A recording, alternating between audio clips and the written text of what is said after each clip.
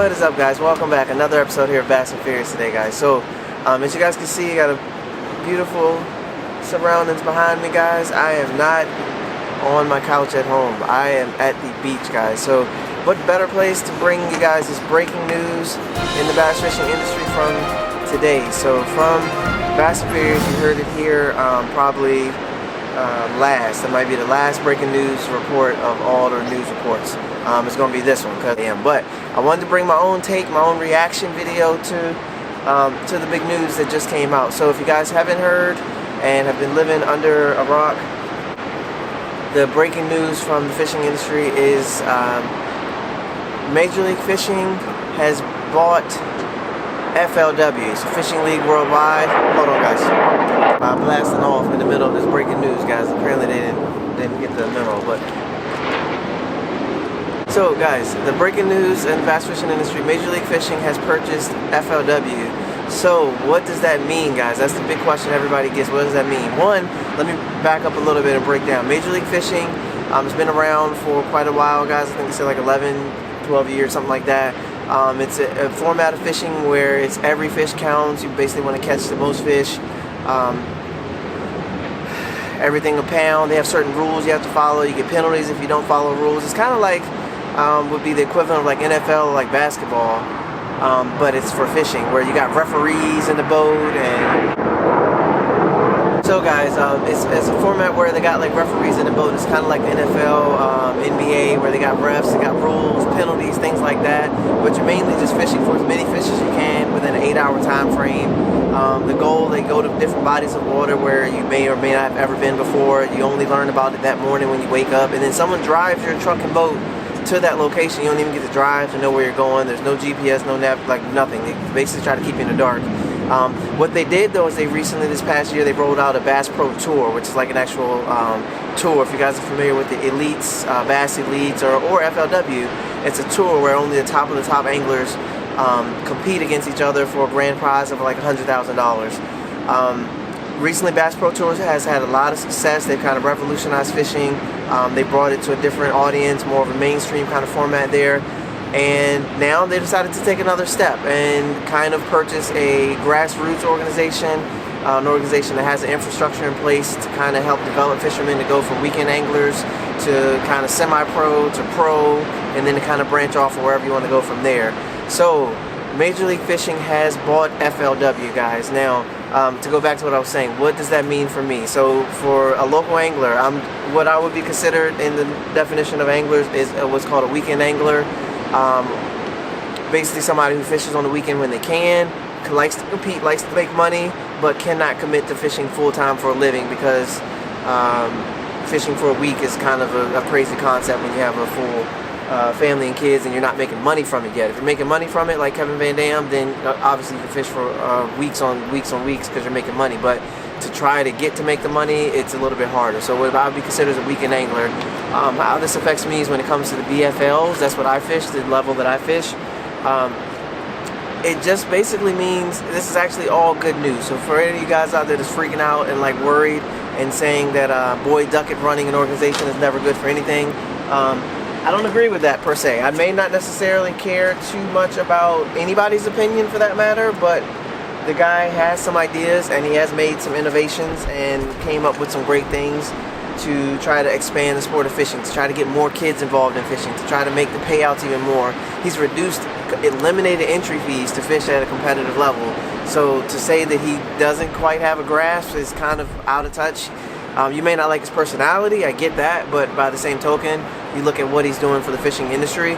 He's changing it and making it very exciting for even an average guy like myself. Now, with them buying FLW means someone like me could literally fish as a weekend angler, do really good, move my way up to the Costa Series, do really well, move my way up to what is now the Fishing Pro Elite Series, or whatever they're going to call it, and then actually have a chance at fishing at Major League Fishing, but I have a direct path to get there. So basically with any sport that you compete in, whether it's NFL or NBA, you basically know that you have to take step A, B, C to get to D. Like, that's it. Like, you have to compete in high school, you have to be really good, you have to go to college, you have to be really good. You either get drafted to the NBA and then you're a pro and you're good, or you have to go over to Greece or Spain and play, or you go to China and play. You have to do really well, and then you may get an invite to the NBA, but at least you know there's a path you can take to get to where you want to get to. By them making this move, now every angler out there has an absolute path that I can sit down at my desk and I can say, I need to fish this, I need to do well in this. And then what it comes down to, if you're good, if you're a good basketball player, if you know you're good and you practice and you do really well, you should be able to move up the ladder on those steps. If you're not good, you should find out that you're not good, and you probably should start putting in applications to work at Target or figure out something else you can do with your life, because you're not good. Which is what, as an angler, you have to do as well. If you're fishing and you ain't winning, you're not doing good, you may have to rethink it. You may just have to stick with fun fishing, and that's it. But if you have bigger goals or bigger plans or dreams than that, then you gotta work hard and try to achieve the goal that you want to. So don't freak out, guys. This is a good thing, at least initially, and I will update my review if it becomes a bad thing. I will let you guys know. But I wanted to kind of do my initial reaction video to the news, the changes. On the big picture, a lot of guys are going to be flipping tournament trails, making some adjustments, maybe fishing this trail instead of this trail, maybe doing that. Everybody's got to make the moves that are good for their career and their publicity and their sponsors. So the chance to fish on Major League Fishing for 8 hours, to be on national TV, is going to make some guys that fish want to make another move to another trail, because you want to put your sponsors and yourself in front of as many people as you can.